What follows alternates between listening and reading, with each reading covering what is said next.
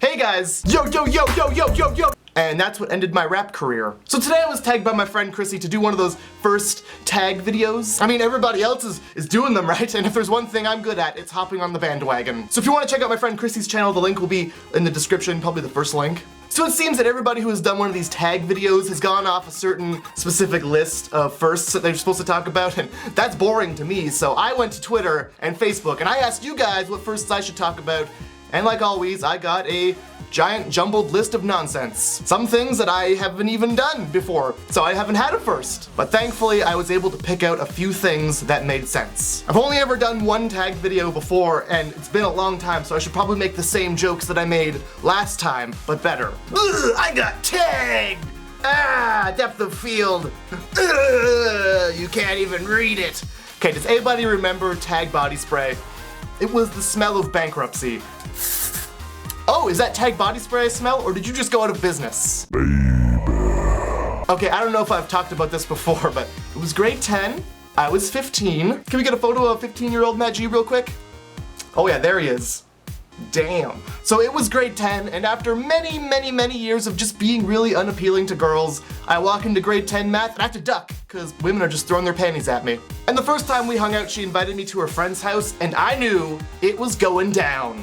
And by it, I mean basement makeouts. No parents, just tongue. So her friends were upstairs doing the mouth nasty, and we were in the basement, and I was so nervous I didn't look at her, I didn't talk to her, I just sat there, eyes forward, watching much music, because that was a thing that teenagers liked to do back in the day. And it got so awkward she actually had her friend text me to see if I wanted to kiss her or not, which only made it more weird. But anyway, eventually we kiss on the mouth, and apparently I bit her tongue.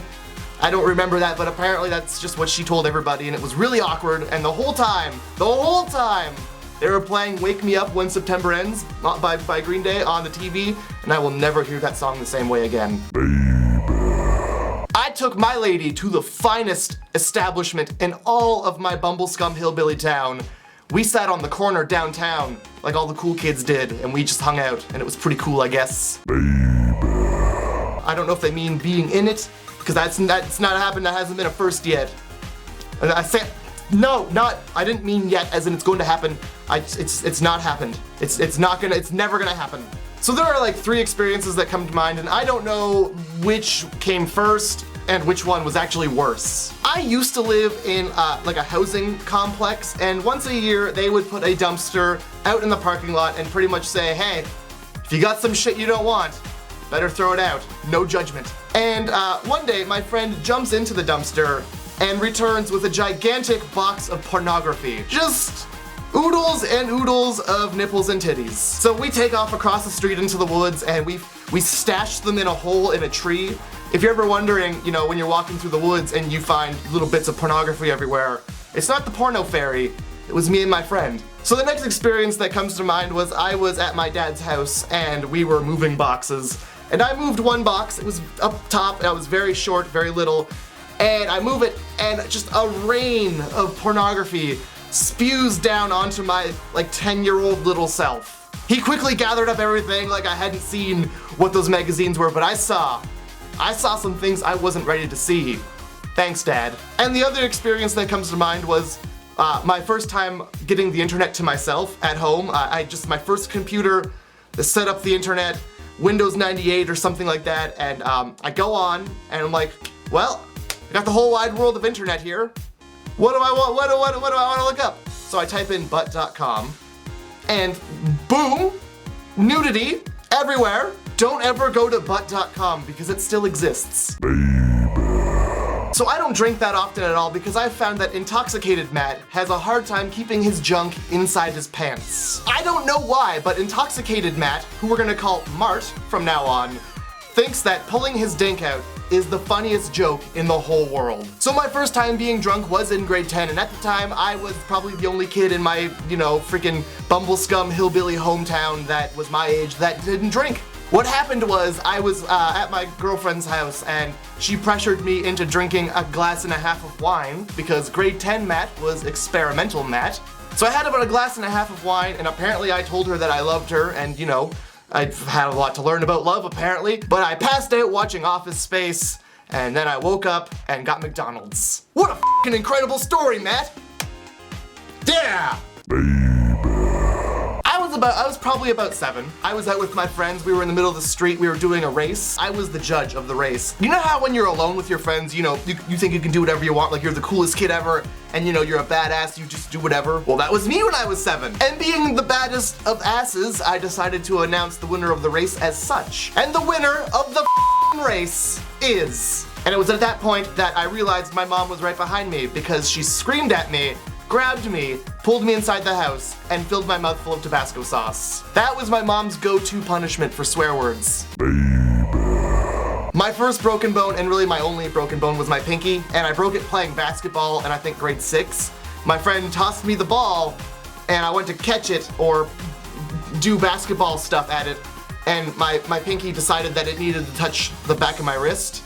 So it did. Then for the rest of the day, I was in school, I was like, I think my pinky's broken, and the teacher's like, no, it's just a sprain, even though it was like a fat purple sausage just kind of hanging off my hand. Thanks, teacher. My first terrible haircut, oh god. My first terrible haircut, if you exclude my mullet that I had when I was a kid, was the last time I ever got my hair professionally cut by somebody who I paid to get it cut. I had super long hair, and I hated getting it cut. The girlfriend wanted it. You know what I'm talking about, guys, am I right? Am I right? Girlfriends, right? So instead of going to like an actual barber shop, like a hairdresser, we went to a school for hairdressers, and there's absolutely nothing wrong with that. It's just, I don't know when to say stop, ever. They're pretty much just like, tell me when, tell me when, tell me when, and I was just like, I don't know. I had hair down to here, and I ended up with like hair to here, and it was like about this length all the way around. I believe they call it a bowl cut. I was in maybe grade 6 or 7, and there was a pretty girl who I might have had a crush on, and she turns around and she asks me if I like Kool-Aid, because that's the sort of small talk that you make when you're in grade 6 and 7. So my retort, being, you know, grade 6, grade 7 me, I look at her and I look her dead in the eyes and I say, Kool-Aid makes me pee. Because I thought that that was the thing that you say to pretty girls who ask you if you like Kool-Aid. She might have been asking me to like come over and drink Kool-Aid after school, but I blew it. I blew it. Her response to that was screaming, why would you ever say that to me? And turning around, and then the whole class looks at me, and I'm like, the Kool-Aid makes me pee, guys! I'm only human! Hey, grade 6 Matt, smooth.